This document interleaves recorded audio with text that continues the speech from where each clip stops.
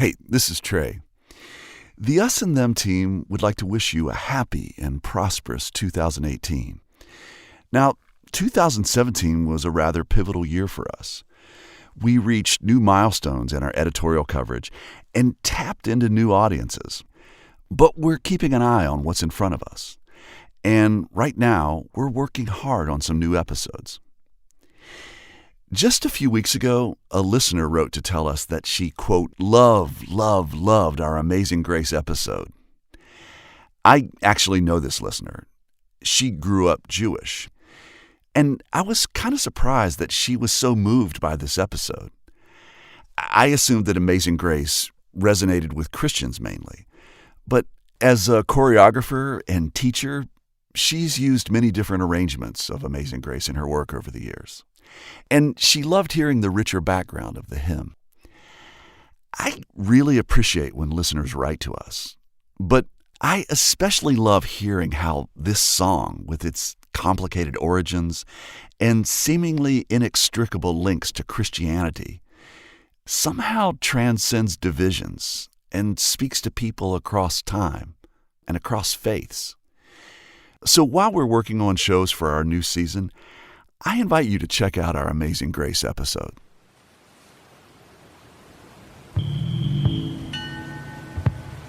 In 1748, a slave ship was heading back to England from Charleston, South Carolina, after having discharged its cargo of African natives.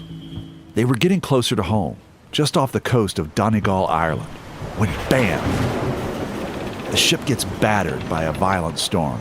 The wood on the sides of the ship start to break away and water's gushing in and they're trying to bail the water out. The captain and the crew work frantically to patch the leak. The captain orders a man named John Newton onto the deck to steer the vessel. He has to strap himself to the helm to avoid sliding down the deck, and I think it's in the midst of all that darkness and the raging storm and the rolling ship and the very real possibility that the ship was going to go down. I mean, this wasn't a false alarm. This was the real thing. Steve Turner spent years researching the story of John Newton. It's at that point that he becomes a Christian. You know, he vows that if his life is saved, that he's going to pursue this relationship with God. Miraculously, the ship survives the storm. And John Newton keeps his word and devotes the rest of his life to the Christian faith. Well, that's part of the story.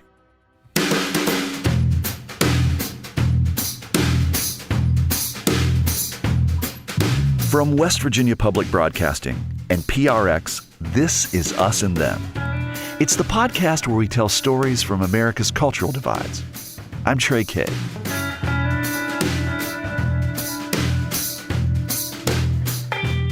Today we're going to hear a story that I originally produced for the Public Radio International and WNYC program Studio 360.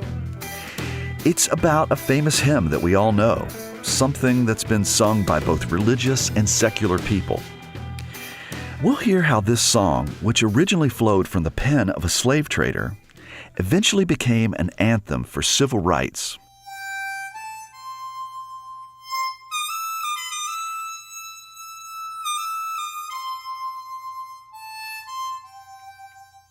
Now, you may know about John Newton, the author of the hymn known as Amazing Grace.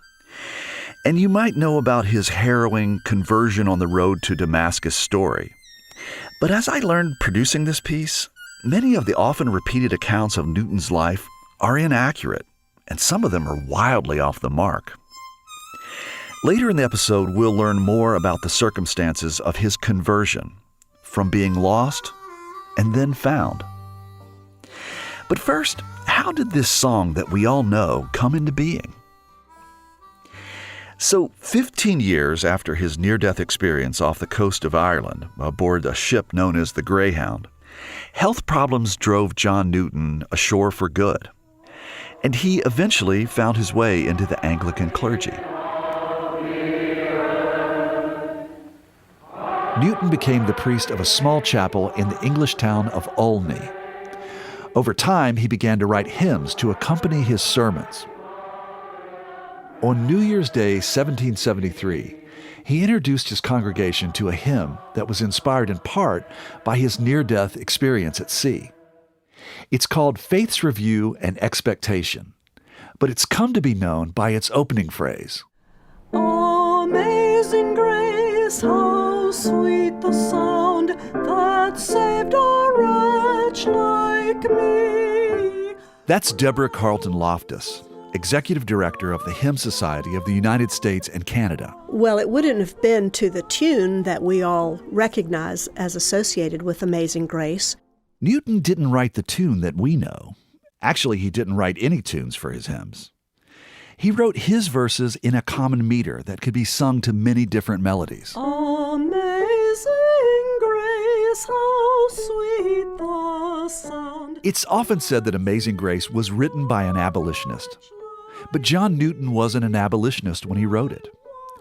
He never spoke of slavery from the pulpit. And it wasn't until 1788, 15 years after he wrote the hymn, that Newton finally spoke out against slavery, publishing an anti-slavery pamphlet, and becoming, finally, an outspoken abolitionist. But at the time, having written Amazing Grace wasn't his claim to fame. Was Amazing Grace a popular hymn in England at the time that John Newton wrote it? Actually not. It was not very well known, not considered in England to be one of his finest hymns, but it came over to the United States and picked up some usage and popularity in the revival meetings of the Second Great Awakening. The Second Great Awakening was a Protestant revival movement that began around 1790 and continued into the late 1850s. It started in western New York and moved down through the Ohio Valley into Kentucky and Tennessee. Folks would travel in covered wagons from far away to camp for a couple of weeks, worshiping with preachers from various denominations. Thousands of people would come together for these outdoor revival meetings. Singing was a big part of these meetings. There were choruses and refrains that people could learn quickly. At the time, America had several schools that had the purpose of training teachers to help church congregations engage in the beautiful harmonic singing of sacred words. Enthusiastic, even ecstatic singing was the hallmark of these large camp revival gatherings. Music scholars believe Amazing Grace was sung at these revivals to many different tunes.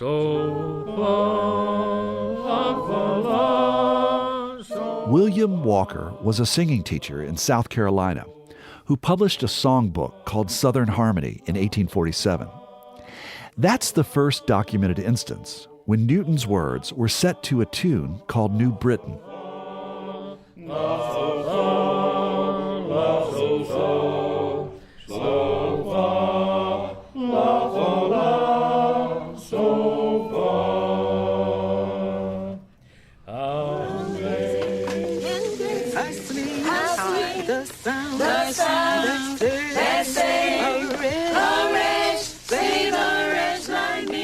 Deborah Loftus says that back in the heyday of the revival meetings, it wasn't only whites attending.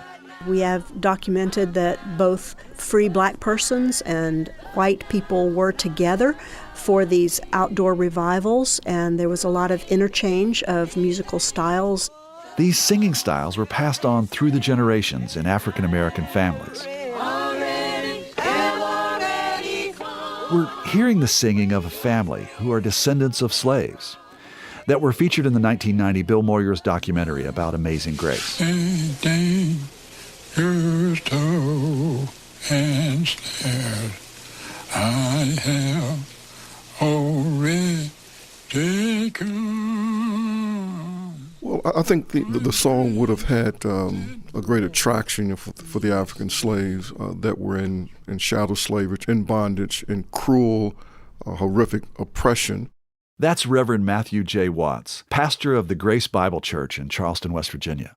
Amazing Grace would have spoke to their desire for an experience of freedom, of one day seeing God face to face, of being with Him for all of eternity, and no longer subjected to the type of cruel treatment they experienced during slavery. And we've been there 10,000 years, bright shine. Pastor Watts is singing a verse that today is often included in performances of Amazing Grace. But it's not something that was written by John Newton. That's because camp revival music leaders tended to do a bit of mashing up of hymns, singing them to different tunes, lifting verses from one hymn and singing them in another. That's what happened with Amazing Grace. In 1852, some of the verses written by Newton, along with the When We've Been There 10,000 Years verse, appeared in the novel Uncle Tom's Cabin. Tom sings these Amazing Grace verses in his darkest hour. Author Harriet Beecher Stowe was the daughter and sister of revival preachers, and she may have heard Amazing Grace sung this way at a revival meeting. Some think her novel may have played a role in shaping how we sing Amazing Grace today. So it's a moment of fusion between traditional, you might say high society white culture, and popular culture, black culture, revival evangelical culture. Jim Basker teaches English and history at Barnard College, and he's the editor of Amazing Grace, an anthology of poems about slavery. He says Stowe had met with runaway slaves, and she read slave narratives, and that she knew the song would resonate with African Americans. So when she reached into that scene, and this is a moment of fusion between whites and blacks, it's a white woman author creating one of the most memorable black characters in all of 19th century literature. She reached for what would be the paradigmatic song from his soul that he might sing on his deathbed, and it's Amazing Grace. The first recording of Amazing Grace was in 1922 by a group known as the Original Sacred Harp Choir.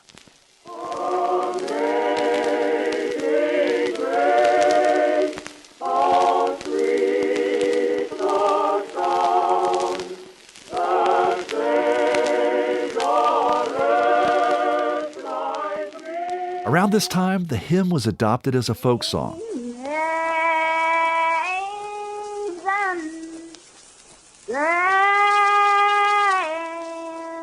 And musicologist John Lomax and his son Alan were famous for capturing authentic folk performances, like this 1935 recording of Kentucky folk singer Aunt Molly Jackson.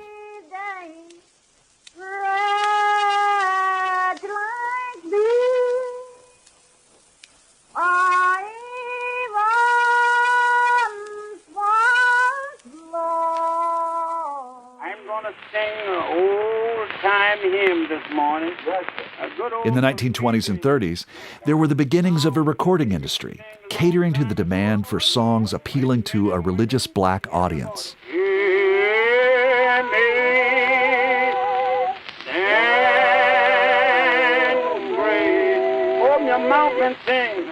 That's Reverend J.M. Gates' recording of Amazing Grace, which sold thousands of copies.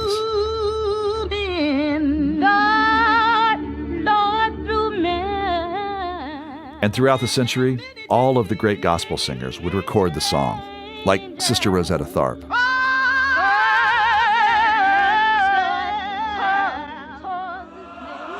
During the Civil Rights era, activist Fannie Lou Hamer would lead protesters to sing songs like Amazing Grace, helping to define racial equality as a moral and religious pursuit.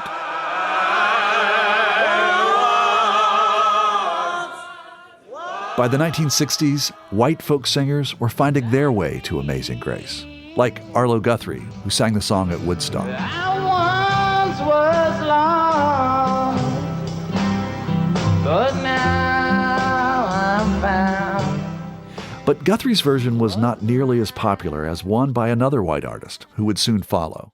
My name is Judy Collins. In 1969, Judy Collins was attending what she calls an encounter group, a kind of a self-help gathering where participants would express themselves, often being brutally honest. And at this particular meeting, things got contentious. Collins' record producer happened to be there. And he said, you know, people are really at each other's throats. Isn't there anything you could do to settle them down? Why don't you sing something? And my grandmother was a church-going Methodist, and she had taught me Amazing Grace when I was a little girl. So I sang Amazing Grace. Amazing grace, how sweet the sound. was one of the few songs that I knew that I figured everybody would know something of, and they all sang, and it did settle everybody down. The next day, that same producer called and said, "We have to record that song." So I said, well, let's go into a church somewhere. And so we went up to the campus of Columbia University, and we went into the chapel. It's called St. Paul's. It's a gorgeous chapel, and we all got together and we recorded Amazing Grace. 'Twas grace that taught my heart to fear. Elektra Records released Collins' recording of Amazing Grace on her 1970 Whales and Nightingales album. My record company was flabbergasted. They didn't know what hit them. The album went gold, and her recording of John Newton's hymn became a top 40 hit.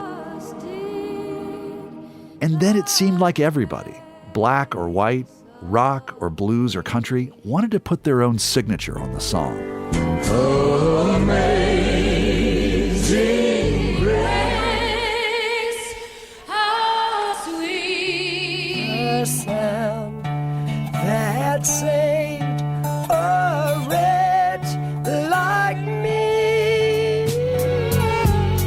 I once was lost, but now I'm found.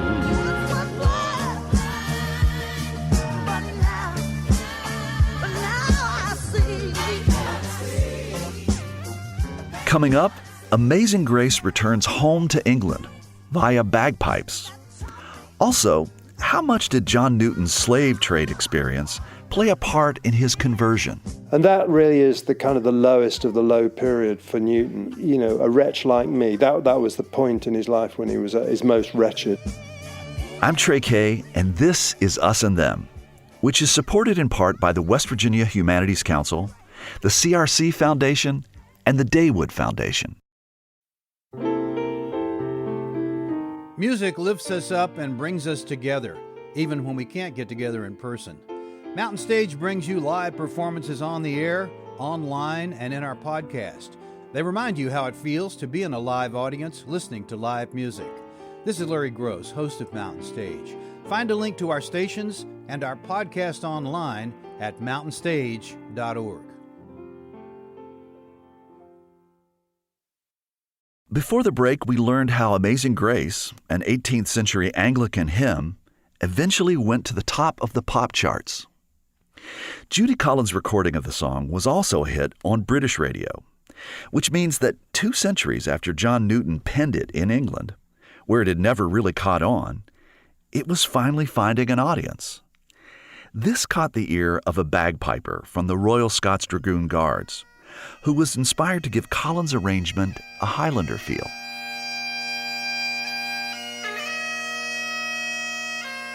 The Dragoon Guards' recording of Amazing Grace also became a major hit in England, Ireland, Australia, New Zealand, Canada, and South Africa.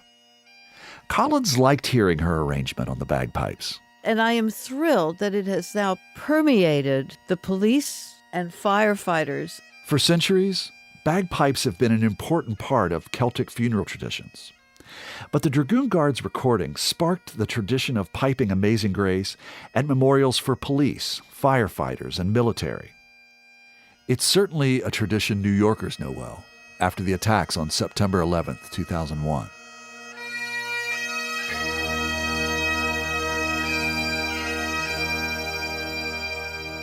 I can hear it. You know, I live on the Upper West Side, and about a block from me is the Firefighters Memorial on Riverside Drive. And so every once in a while, we hear the bagpipes coming up from the river, and we hear them playing Amazing Grace. And we see like 5,000 firefighters out there in the street with their uniforms.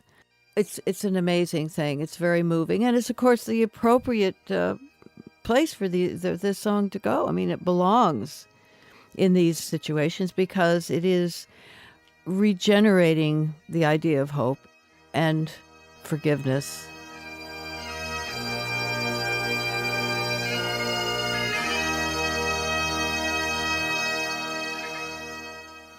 Amazing Amazing grace, how sweet. And after a mass shooting at a black church in Charleston, South Carolina, President Barack Obama offered the song's message of hope and forgiveness to the mourners. A wretch like me. You know, Obama sings it at the church in Charleston after the murders. That's Steve Turner, the author of Amazing Grace, the story of America's most beloved song. It's sung when policemen have funerals in New York. It just seems kind of like an all-purpose, hopeful song. Barnard College professor James Basker says the song, both the musical notes and its lyrics, appeal to people at moments of intense suffering. And they appeal without any narrowness. There's no specific condition, there's no specific religious faith, there's no specific cultural context. It's just about that thing that human beings share, which is pain. And the imaginative yearning, and this is the thing about human beings, we're able to imagine and to yearn for joy and peace, for relief from the miseries of this world. So it's the use of the human imagination, both the creative one that made the song and the receptive, interactive one that can identify with it, that lifts us up. Throughout its history, Amazing Grace has spoken to Americans' belief in new beginnings and reinvention. That's a very important part of the American mentality, you know, that you can start again, that you can come from nothing and succeed, and you can overcome a bad or dubious or hampering past. So all those things are in the song. John Newton's writing of Amazing Grace might have been an attempt at a new beginning, a reinvention of his dark slave trading past. He'd seen all angles of slavery, from going upriver and capturing people to the slave pens on Plantain Island to being a captain. He knew the whole spectrum of the life of slavery. It may have also been inspired by his time as a slave. That's right. Before he'd taken up with the Greyhound, the ship that almost sank, and before he captained his own slave ship, John Newton was a slave. That really is the kind of the lowest of the low period for Newton. And I think when a wretch like me, that was the point in his life when he was at his most wretched. He was a British man on an African island, a long way from home, reduced to the position of a slave and actually being the slave of slaves, in the sense that these slaves were taunting him and mocking him. Having been both a slave and a slave ship captain, Newton would have understood both the us and them aspects of the slave trade. His deliverance aboard the slave ship Greyhound has been mythologized into a triumphant I've seen the light moment when he renounced slavery. But his abolitionist conversion was still years off. He didn't leave the slave trade immediately. In fact, he went back to Liverpool and became the captain of a ship for the first time. And he did 3 voyages as a captain of a slave ship. Newton would captain slave ships for another 14 years. During this time, he was devout to his Christian practice. But he never saw his work in the slave trade as being at odds with his religion. So the slave captain is John Newton as a Christian, but he hasn't applied anything from his theology to the way they treat slaves. He doesn't see any inconsistency in being a slave captain and being a Christian. And he would conduct Christian services with his sailors, who he was quite concerned about their salvation and their spiritual discipline and everything. He was focused on the lives of his crew. But the wailing of the slaves below deck didn't really bother him. Of course, during the mid-18th century, Newton's views towards slaves were not out of the ordinary. People didn't have moral qualms about the slave trade at the time. I mean, very, very few people did. And I think that's because they had some idea that slaves were kind of people, but not really fully people. Newton's first-hand experience in shipping slaves aided abolitionist William Wilberforce's drive to end England's slave trade, which was officially banned in March 1807. John Newton died just 9 months later. Amazing grace, A simple hymn written by a white slave trader, eventually turned abolitionist, took root among Protestant revivalists in the U.S., and then championed the cause for blacks seeking freedom and eventually civil rights. Perhaps by the end of his life, John Newton had experienced the grace that he had written about, where you can feel as though you are lost, and somehow know that you'll be found. I'm found. What you say, girl? But now I'm found. They still can't feel you. But now I'm found. Was blind, but now I see.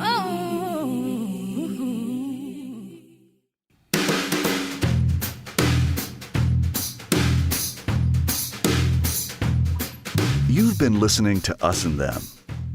The original piece was produced by me, Trey Kay, Andy Newman, Jocelyn Gonzalez, and Louis Mitchell for the Public Radio International and WNYC program Studio 360. Additional production for this podcast by Lori Stern and Mitch Hanley. Joni Deutsch is our digital producer. Michael Lipton and Tristan Lozow wrote and performed the Us and Them show music. Mark Lerner designed our logo. Rita Krisafi and Mariana Trofimova designed our website at usandthempodcast.com and provide us with images for the web. Our intern is Nicholas Tantillo. All of the versions of Amazing Grace that you heard on this show can be found at our website, usandthempodcast.com. The marvelous people at West Virginia Public Broadcasting and PRX make Us and Them possible. So do grants from the Corporation for Public Broadcasting, the National Endowment for the Humanities, the West Virginia Humanities Council, the CRC Foundation, and the Daywood Foundation. Us and Them was originally developed with assistance from the mentorship program at AIR, the Association of Independents in Radio. Hey, thank you for listening, and we'll see you next time on Us and Them. Support for this podcast comes from the Corporation for Public Broadcasting.